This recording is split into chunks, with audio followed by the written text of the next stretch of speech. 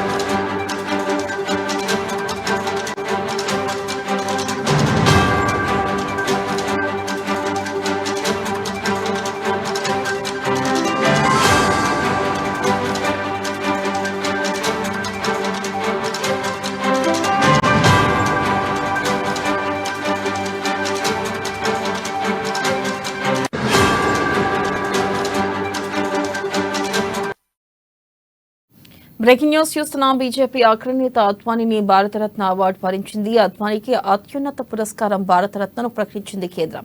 ఈ సందర్భంగా ఆయనకు ప్రధాని మోదీ అభినందనలు తెలిపారు. దేశ అభివృద్ధిలో ఆయన పాత్ర ఎంతో కీలకమని పేర్కొన్నారు.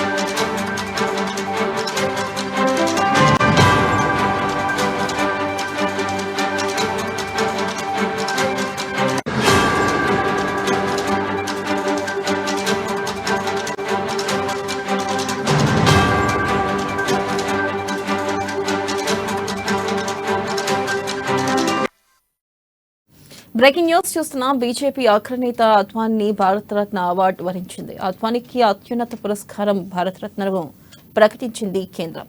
ఈ సందర్భంగా ఆయనకు ప్రధాని మోదీ అభినందనలు తెలిపారు. దేశ అభివృద్ధిలో ఆయన పాత్ర ఎంతో కీలకమని పేర్కొన్నారు.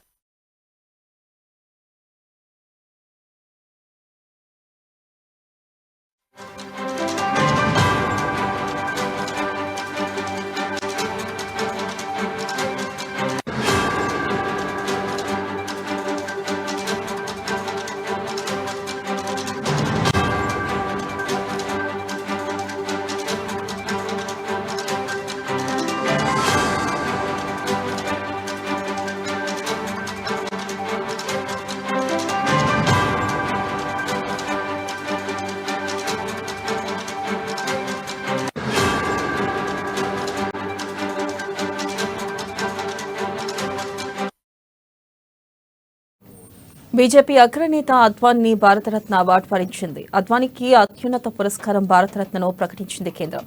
ఈ సందర్భంగా ఆయనకు ప్రధాని మోదీ అభినందనలు తెలిపారు. దేశ అభివృద్ధిలో ఆయన పాత్ర ఎంతో కీలకమని పేర్కొన్నారు.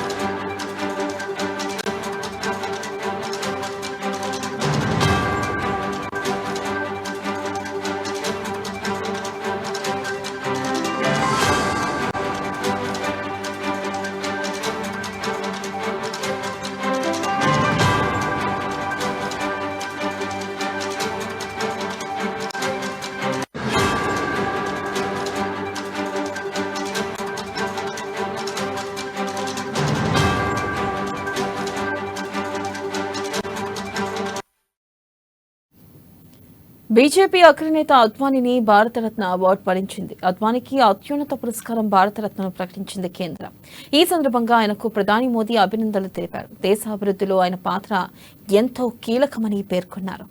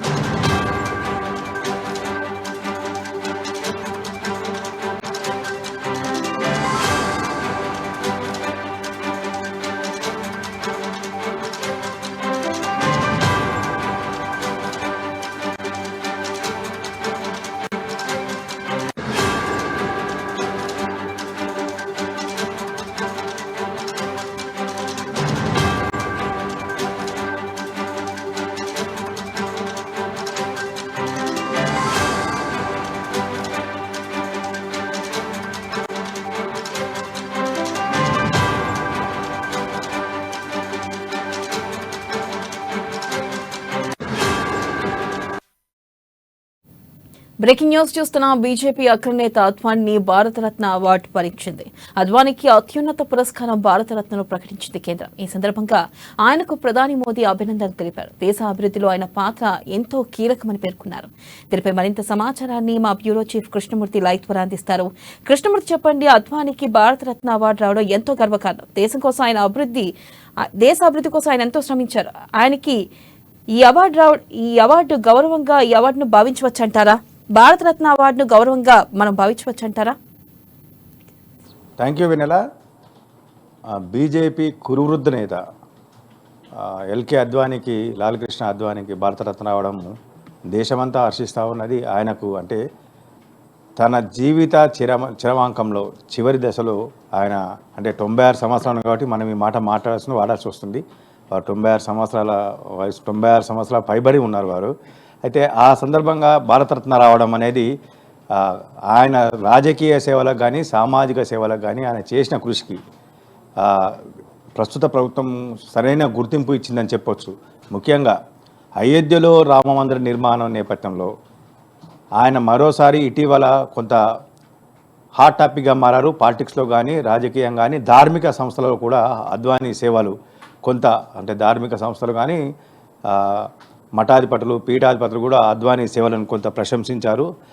రామ జన్మభూమి విముక్తి కోసం ఆయన చేసిన రథయాత్ర ఏదైతే ఉందో అది దేశ చరిత్రలో ఒక అధ్యాయంగా నిలిచిపోయే అవకాశం ఉంది. ఆయన ఖచ్చితంగా సుదీర్ఘంగా రథయాత్ర చేశారు. ఆ రథయాత్ర ద్వారా రామ జన్మభూమి ఆవశ్యకత, విశిష్టత, రామ మందిర నిర్మాణం యొక్క ప్రాధాన్యత ఏందని చెప్పేసి అద్వానీ దేశానికి తెలియజేశారని చెప్పొచ్చు. అద్వానీ కృషి వల్లే నేడు ఖచ్చితంగా రామ మందిర నిర్మాణం అయిందని మొన్న చాలామంది చెప్పారు. విపక్ష నేతలు కూడా దీన్ని అంగీకరిస్తూ ఉన్నారు. అంటే రాజకీయంగా విభేదన ఏదైనా ఇస్తున్నారు.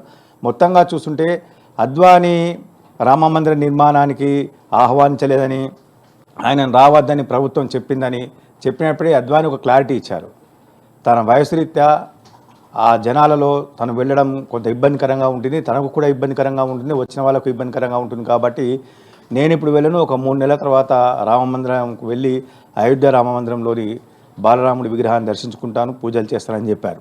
అయితే భారతరత్న ప్రకటించిన నేపథ్యంలో దేశ ప్రజలందరూ అద్వానీకి శుభాకాంక్షలు చెప్తా ఉన్నారు. ప్రధానమంత్రి నరేంద్ర మోడీ కూడా అద్వానీకి కలిసి శుభాకాంక్షలు చెప్పారు. ఆయన అవిభక్త భారతదేశంలోని పాకిస్తాన్ రాష్ట్రంలో కరాచీలో జన్మించినటువంటి అద్వానీ 1947 అంటే దేశానికి స్వాతంత్రం సిద్ధించిన సమయంలో ఆయన ఆర్ఎస్ఎస్లో కీలక బాధ్యతలు పోషించారు. అక్కడి నుంచి ఆర్ఎస్ఎస్లోకి కీలక బాధ్యత నుంచి పోషించినటువంటి అద్వానీ అప్పటి నుంచి ఇప్పటి వరకు సుమారుగా 75-80 సంవత్సరాలు అవుతుంది. అప్పటి నుంచి ఇప్పటి వరకు ఆయన తాను నమ్మిన సిద్ధాంతానికి కట్టుబడి అంటే రాజకీయంగా ఎన్నో ఆటిపోట్లను ఎదుర్కొన్నారు, ఎన్నో విమర్శలు ఎదుర్కొన్నారు, ఎన్నో గెలుపోవటం కూడా చవి చూసారు.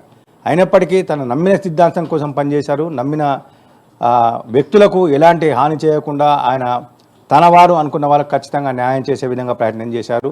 అటు పార్లమెంట్లో కానీ అంటే రాజకీయ క్షేత్రంలో కానీ ధార్మిక క్షేత్రంలో కానీ అద్వానీ తనకంటూ ఒక గుర్తింపు తెచ్చుకున్నారు.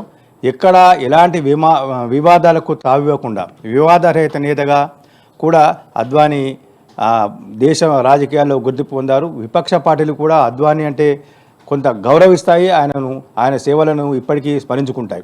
ఈ నేపథ్యంలో భారతరత్న ఇవ్వడం అంటే భారతరత్న అనేది దేశంలో అత్యున్నత పురస్కారం. ఈ పురస్కారానికి దాదాపుగా అంటే మనం మొన్న బీహార్ ఎక్స్-సీఎం కూడా మాజీ సీఎం కూడా ఇచ్చారు.